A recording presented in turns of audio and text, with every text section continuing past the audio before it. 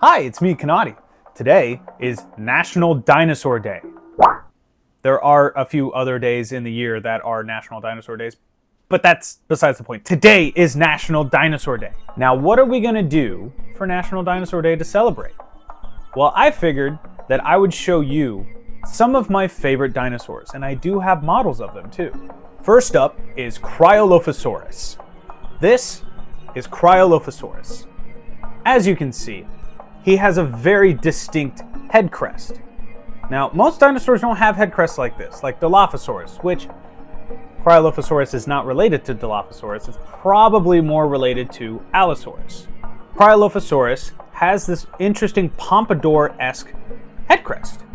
And most head crests just go straight this way, but this one wants to go up and over that way. Now, Cryolophosaurus was found in Antarctica, so its fossils are very fragmentary because of the moisture that got into those fossils. The snow and the ice just really do not like fossils, and they really mess them up. So we only have the back half of the skull, some of the vertebrae, some of the ribs, a femur, and I believe we have some teeth, but I'm not quite sure on that one. So a very fragmentary fossil specimen, but we have enough to kind of have an idea of what it looks like, and this is probably what it looked like.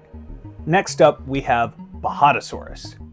Bajadasaurus is a sauropod, but it's not that big of a sauropod, which is weird because it was found in Argentina, which we have a buttload of titanosaurs that could have gotten up to 80 feet long. If you notice, Bajadasaurus has these neck spines that jut out and go forward, kind of like Cryolophosaurus's crest. These vertebrae were probably covered in some kind of scale or flesh. The vertebrae probably didn't stick out like this and were covered in keratin as thought previously. It is more likely that this was covered in some kind of flesh, sail-esque kind of thing. Next up, we have Utahraptor. Yeah, not the most accurate looking Utahraptor model, but I got it from my fiance, and well, it's really special. So Utahraptor was actually huge. It's not like Velociraptor, where Velociraptor was about the size of a large turkey. Utahraptor was about the size of a man, woman, person.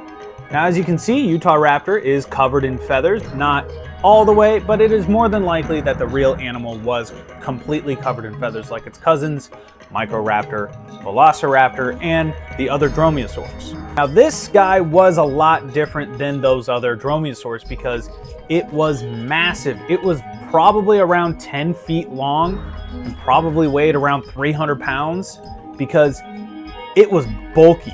Jim Kirkland, who's the paleontologist that discovered Utahraptor, found a massive block of just hundreds and hundreds of fossils of Utahraptor of all shapes and sizes and ages. So we have a pretty good idea of what Utahraptor looks like based off of that massive block. So let's thank Jim Kirkland for that discovery. Thanks, Jim.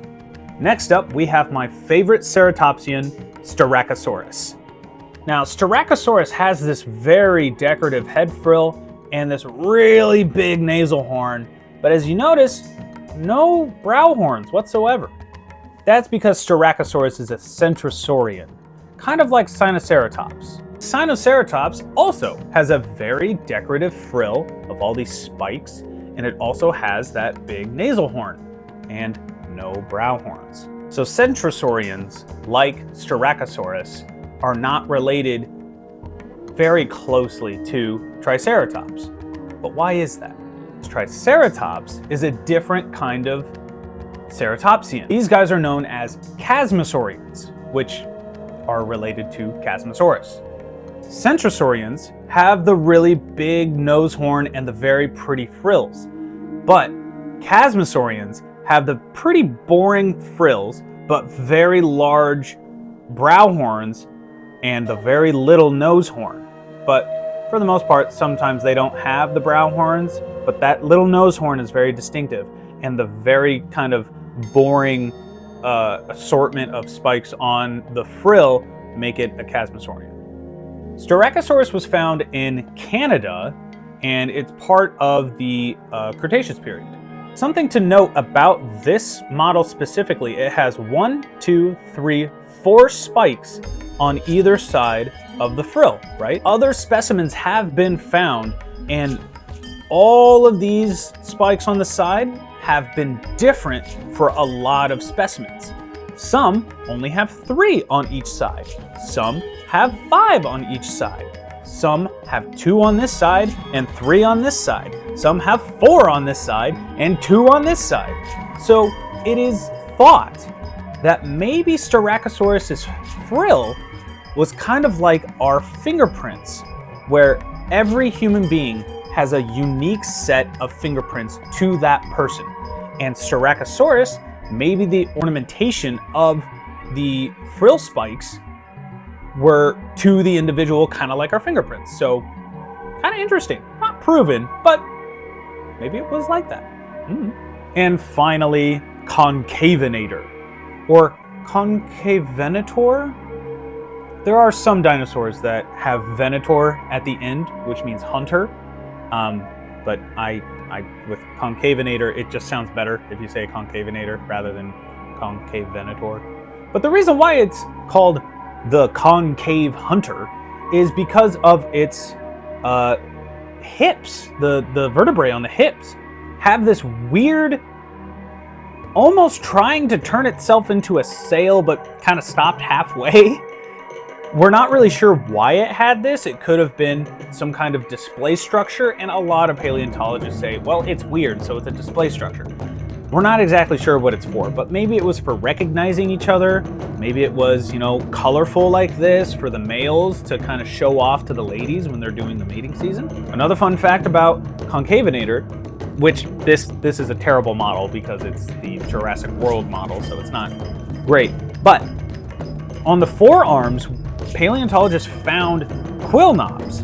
Now, if you guys have watched my Velociraptor Awareness Day video on TikTok, I've mentioned that Velociraptor had the exact same thing, the quill knobs. And quill knobs are anchor points for large flight-like feathers that you would see on a bird's wing.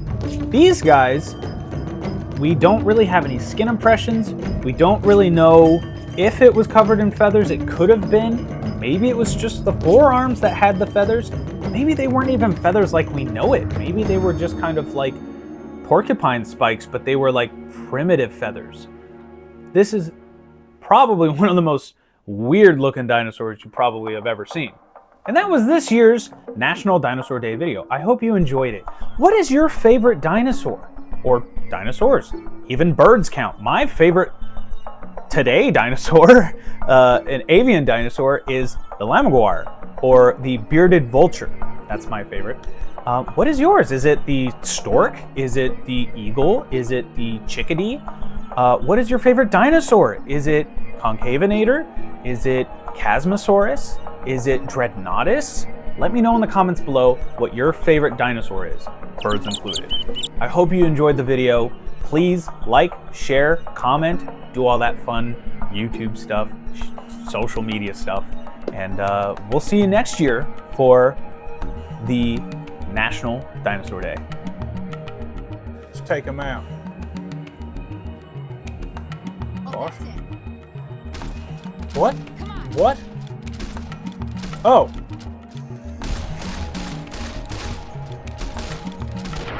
Oh, blasted off his arm.